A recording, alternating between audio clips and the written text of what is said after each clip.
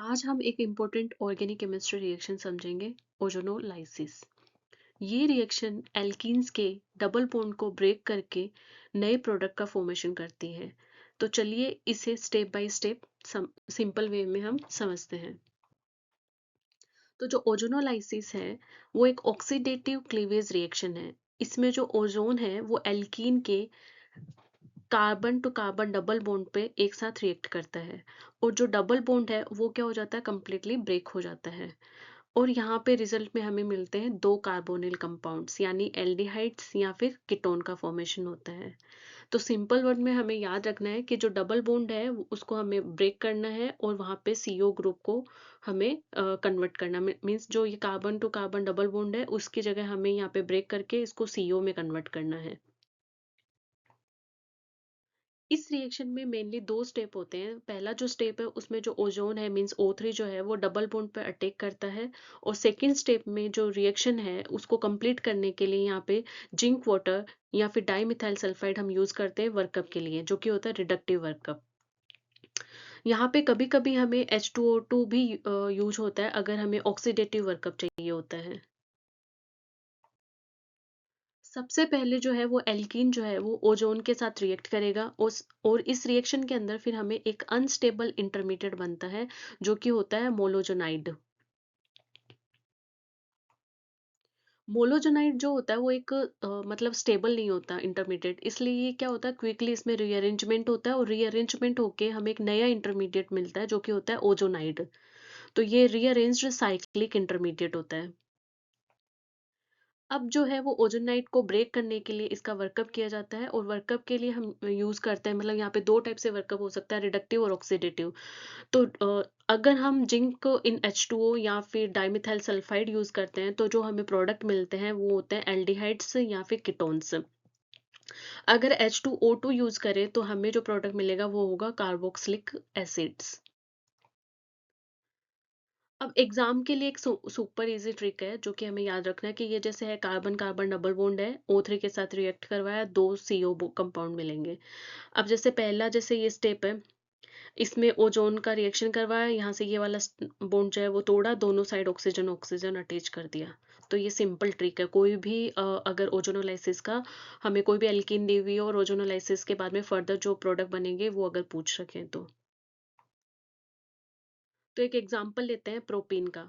तो यहाँ पे क्या है, प्रोपीन पर अगर जिंक इन H2O के साथ अगर ओजोनोलाइसिस करवाते हैं तो हमें दो प्रोडक्ट मिलते हैं। यहाँ से अगर हम बॉन्ड को ब्रेक करते हैं तो हमें एक तो मिलेगा यहाँ पे एथेनल, और एक मिलेगा यहाँ पे मेथेनल, मतलब दोनों एल्डिहाइड्स।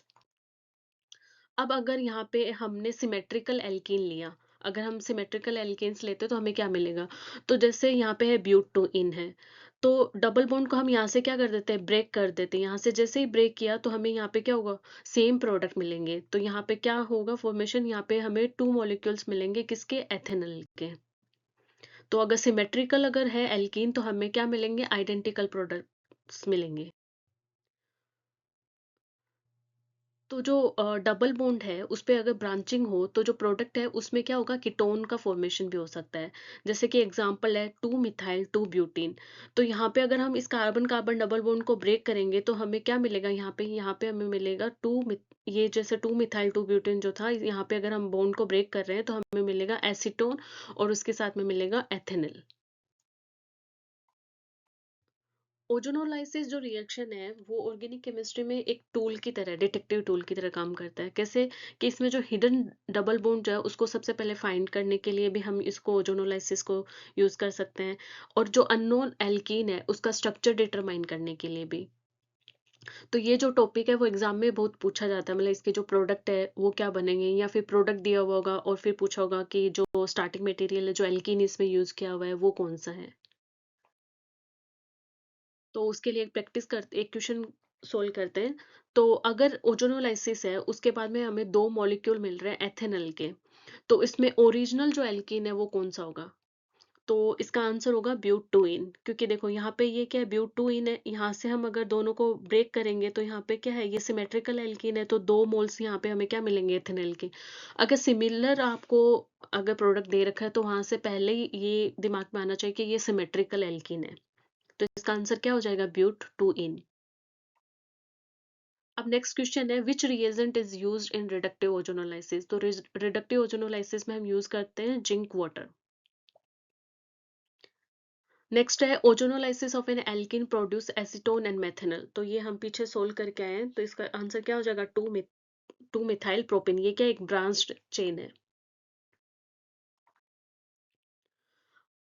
नेक्स्ट है कि अगर ओजोनोलाइसिस के बाद में एसीटोन और एसिटी एल्डिहाइड मिलते हैं, तो जो ओरिजिनल एल्कीन है उसका स्ट्रक्चर क्या होगा? तो हमें क्या करना है, जो भी हमें प्रोडक्ट दे रखे हैं उनके दोनों के ऑक्सीजन को हटाना है और वहां पे डबल बॉन्ड करके दोनों कार्बन को क्या करना है? अटेस्ट करना है। जो कार्बोनिल कार्बन है उनको वापस क्या करना है? डबल बॉन्ड से ज्वाइन करना है। तो ज्वाइन करने के बाद में जो हमें फाइनल जो कंपाउंड मिलेगा वो क्या हो जाएगा? 2 मेथिल 2 ब्यूटेन।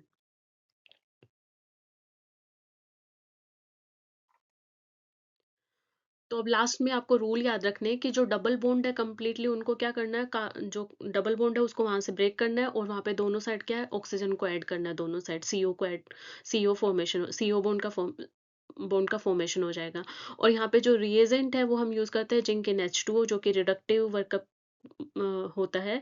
और यहाँ पे जो प्रोडक्ट है वो हमें मिलता है, अगर रिडक्टिव है तो एल्डिहाइड या कीटोन्स मिलेंगे और अगर ऑक्सीडेटिव है तो यहाँ पे हमें कार्बोक्सिलिक एसिड मिलेंगे।